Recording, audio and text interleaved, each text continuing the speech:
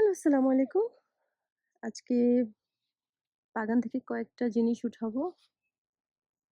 চিন্তা করেছি তারপর দেখা যাক। এর মধ্যে আমি আম তিতকারল, তিতকারল আমি কয়েকটা দেখেছিলাম।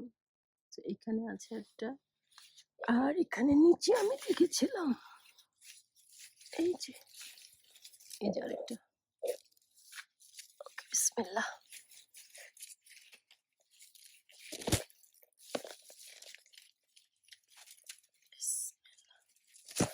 এই যে, মাশাআল্লাহ।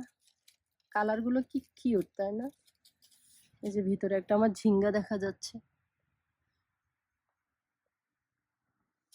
এই যে।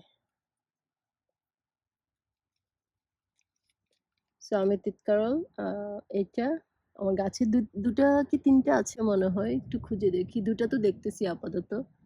আমার মনে হয় আমি আরেকটু দেখছিলাম, একটা ভিতরের দিকে খুঁজতে হবে, লুকাই গেছে সব। সো ওটাতে আর আম্মু দিয়েছে কিছু, ওগুলো সবগুলো মিলিয়ে আমি ভাজি করব চিন্তা করেছি। ও হ্যাঁ, তো এই যে, ও আমি তো বলি আমি দেখেছিলাম এই যে। ও মাশাআল্লাহ। আমি ভেবেছিলাম এবার আমার গাছে তিতকারল হবে না। তিতকারলের গাছের যে অবস্থা ছিল, মানে কি যে দুর্বল ছিল আমার তিতকারল গাছটা। যাক আলহামদুলিল্লাহ, গাছে টেক কেয়ার করাতে গাছ মোটামুটি আমাকে এখন ফলন দিচ্ছে। কিন্তু এখন তো ঠান্ডা এসে গেছে। এই যে, আলহামদুলিল্লাহ। তাহলে এটাও নিয়ে ফেলি, তাহলে ও একা আর কি করবে। এটা একটু ছোট, বাট নিয়ে ফেলি।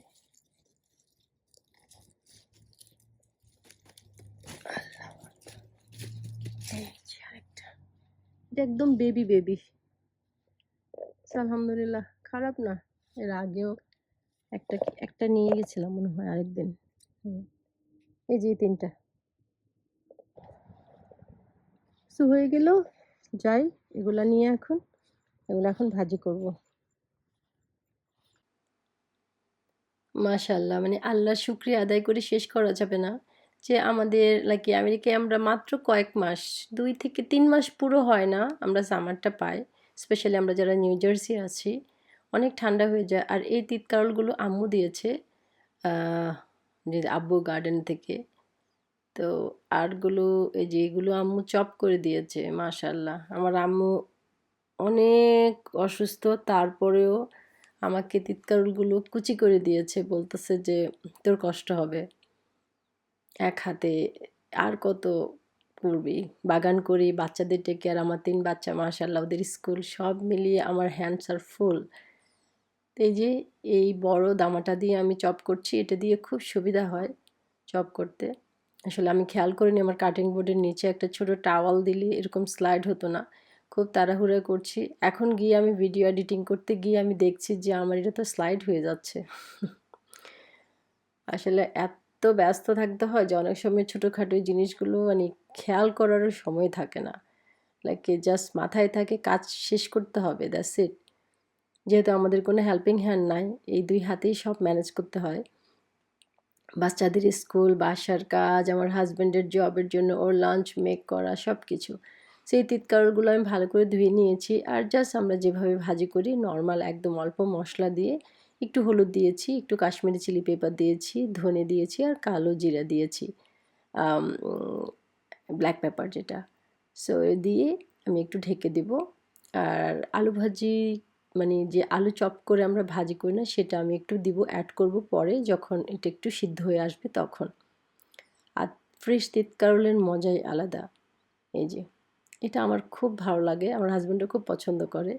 সে বেশি না, অল্প করে আলু দিয়েছি, এটা একদম ভেজে ভেজে যাবে, মিক্স হয়ে যাবে।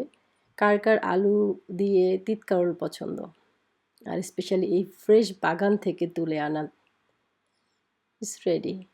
আর তিতকারলটা কিন্তু বেশিক্ষণ লাগে না, অনেকে আরও ভুনা ভুনা করে, বাট আমার কাছে এই একদম এইটাই পারফেক্ট লাগে। তো ইস রেডি। আর তিতকারল হলে আর কিছুই লাগে না, এটা দিয়ে একটু করে ভাত ট্রাই করব। সো আজকে এই পর্যন্ত। সবাই ভালো থাকবেন, সুস্থ থাকবেন। আর আমি বলবো ছোট্ট একটা টিপস, যারা যে কোনো দেশেই থাকেন, ছোট্ট বারান্দা তো সবারই থাকে, বাগান করুন। আল্লাহ হাফিজ। আসসালামু আলাইকুম। সুস্থ থাকুন।